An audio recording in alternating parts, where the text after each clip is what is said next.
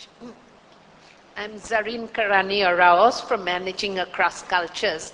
I think great points were made and comments about assessing the customer needs, identifying problems for people to find innovative solutions, not just products, challenging the status quo, not asking for permission.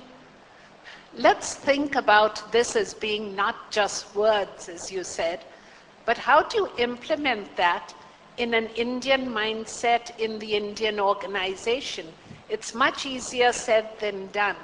And I'm not sure we have answered the question of how do you help people and leaders allow such mindsets to flourish so that it actually happens, so that the fear of people is taken away, so that you really empower your people. We've worked with Cummins CRTI, where they called us in to say, change the yes sir environment so that we bring out the best potential in people.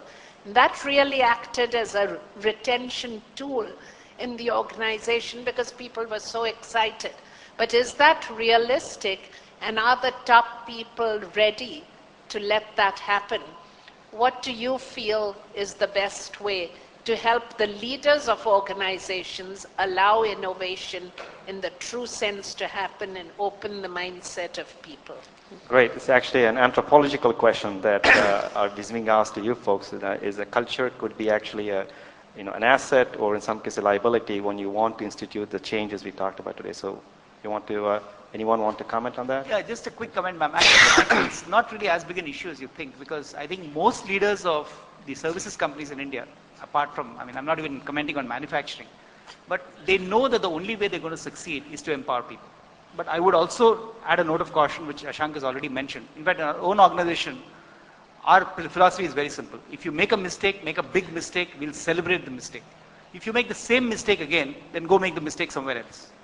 Okay, because, that's I would say the combination of being very experimental, but people have to also be accountable, because we're all working for shareholders, we're all working for public limited companies. So you have to know where to draw the limits of innovation and empowerment, and where to really draw the line. So I think that's really where I come from. Ashank?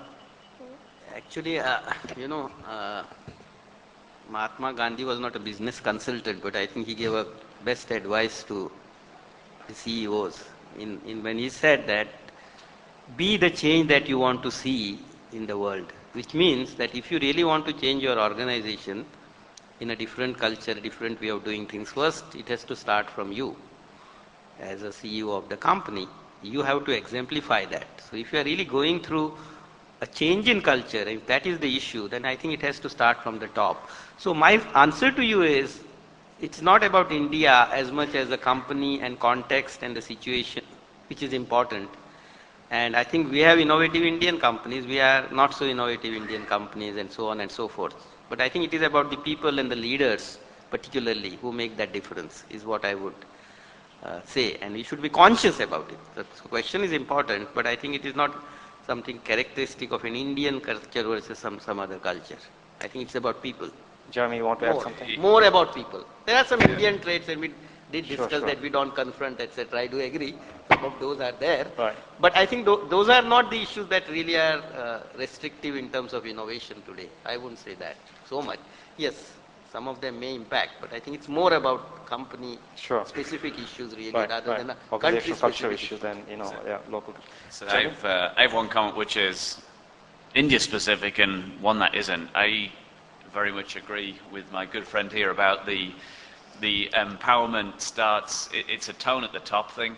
If you as a leader don't take any risks, your organization's got no chance, and that will embody itself in the kind of people that your managers hire into the organization.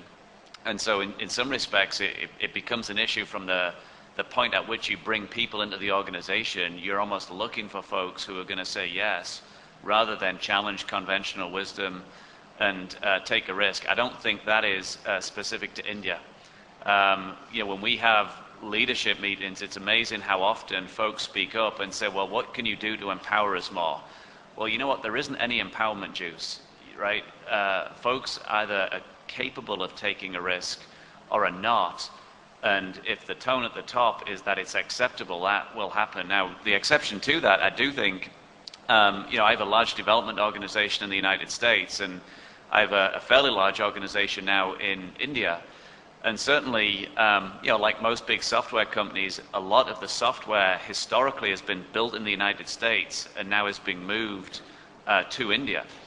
Now, that does create some issues because the people in India are less able to take risk because they've kind of gotten control of a piece of a product or a part of a product.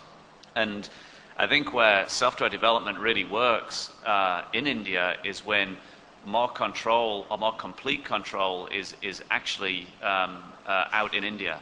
Because then the natural kind of propensity that folks in India will have to be creative and take a risk then starts to shine.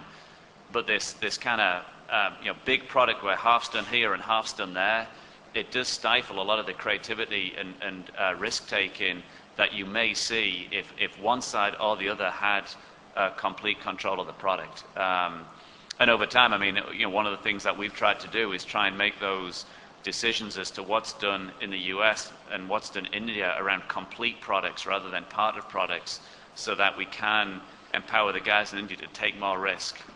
If you're in control, you can take more risk. It comes with a downside. You are accountable, but you're in a position where you can take more risk, and you don't have to go deal with someone in another country to kind of explain what happened or what didn't happen. Great. We might have time for another 3 questions or so. So please go ahead.